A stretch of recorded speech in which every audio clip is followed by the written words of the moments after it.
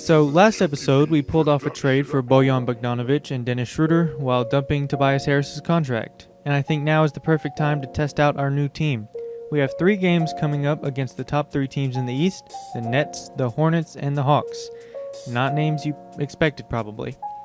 I don't feel like getting beat by the Nets again, and despite the Hornets being good, they kind of sound like a boring matchup outside of Bam. So we're going to go up against the Hawks, who obviously have Trae Young and added Paul George in the offseason, making them a top team in the East. So it should be a pretty decent matchup. We played pretty good defense in the first couple minutes of the game, and Mike Conley was drawing fouls, driving to the basket, which ended up being our only points for a little bit. Actually, I'm pretty sure fouls were the source of 8 of our 10 points in like the first 3 minutes. And we got 2 quick fouls on Paul George, so that's helpful. But unfortunately, right after that, Mike Conley decided to leave Trae Young wide open. And I ended up going into the defensive settings and putting it on deny ball because in 2k21 I've noticed that the AI have tendencies to leave guys wide open in the corners, on the wing, anywhere. So we end up blowing the lead and end up down 16-14. I know this is really quick, right? But you know, what's new? But from there, things really persist as they usually do. It's a pretty close first quarter with plenty of transition points and points at the line, but our guy Schroeder came in quickly and made me realize how great of a pickup he was. Granted, he was scoring against Trae Young. Every time we put Trae in the pick and roll, he was hopeless and Schroeder got an easy bucket while also playing pretty good defense on Trae, to be honest. So we ended the first quarter up 27-24 after Schroeder got blocked by Baines, but he scored 7 points in the few minutes he played coming in. One thing I talked about in the last episode is how this beginning of the second quarter lineup has potential to be a terrible defensive lineup, and if they aren't scoring, then it's going to be a disaster for us. We saw a little bit of that here in the early second. We allowed like 8 straight points and we were missing our open looks. So Schroeder missed a pull-up mid-range shot, which he usually hits. And Marvin Bagley showed me that he's not really ready to shoot threes. I think he took 3 wide open ones and missed every single one of them. So that's something I had to adjust in the training because he needs to at least be able to hit one of those wide open shots. But the drought finally ended with Schroeder drew a foul on Capella. And then he came back again on the next possession, made a layup. But we started to show defensive lapses again, and despite making some shots, we're still down 53-46 at the end of the second quarter. We have some good possessions coming out to start the third, but it's hard to come back against 3-point shooting teams when our best scoring options come from inside. So unless we play lockdown defense, it's hard for us to come back trading 2s for 3s. Buddy Hield is our only real sharpshooter, so when he isn't hitting, our 3-point offense is extremely lacking. Against guys like Trae Young, this is extremely troubling because he was hitting absolutely everything. So we're down halfway through the third, like 65-56. So it's looking like we're going to go into the fourth quarter down by double digits.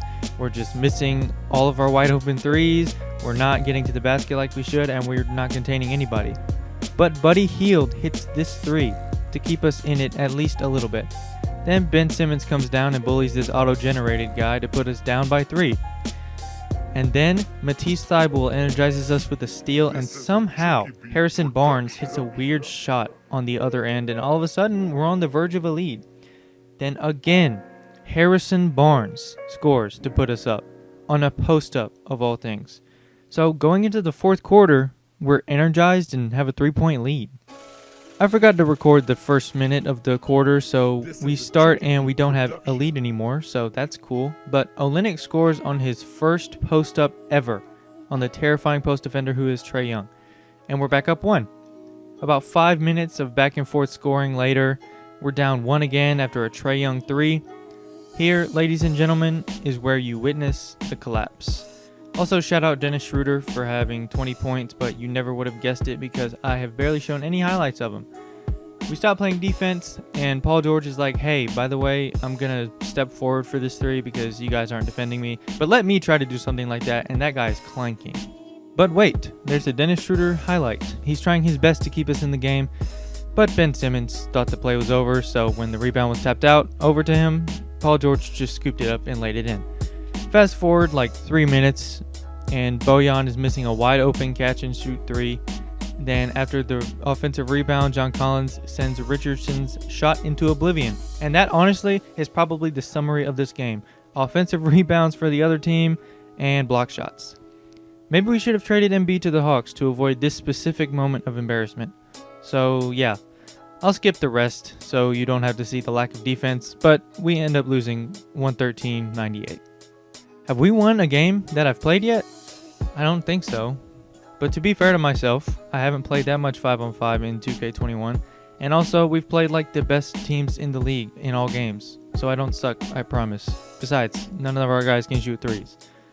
But it's not all negatives in the loss, believe it or not. Taking a look at the box score, Ben Simmons had his usual type game, but the guys below him. Dennis Schroeder had 24 points on really good efficiency, and also had no turnovers and 3 steals. Then Buddy Hield had 16 on some pretty good efficiency, and then after that you see the usual. But we can appreciate the fact that we had another 20-point scorer with Simmons. Is Schroeder our number 2 guy? He might be. The offense felt way more free-flowing with Schroeder on the floor, and it really opened up Ben Simmons more as a role guy. Because before, our only guys were Richardson and Conley, who can handle the ball really. Neither of who are really considered an offensive threat quite like Schroeder, so that's encouraging. On the other side though, Trey had 36 points, but he only had 1 assist, so I guess we played pretty good defense on guys other than him. Simmons locked up Pandemic P, who had 18 points, shooting 8 for 20.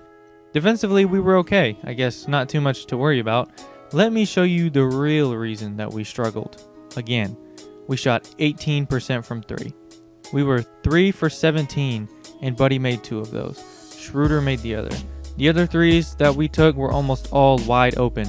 So even with the new guys, our 3-point shooting problem persists. And you may be thinking, no, you just suck, dude. I promise you, they were good releases and they were wide open. I even greened a couple. I greened the ones with Buddy, I think. Our transition defense was also horrendous. The Hawks got 39 points in transition.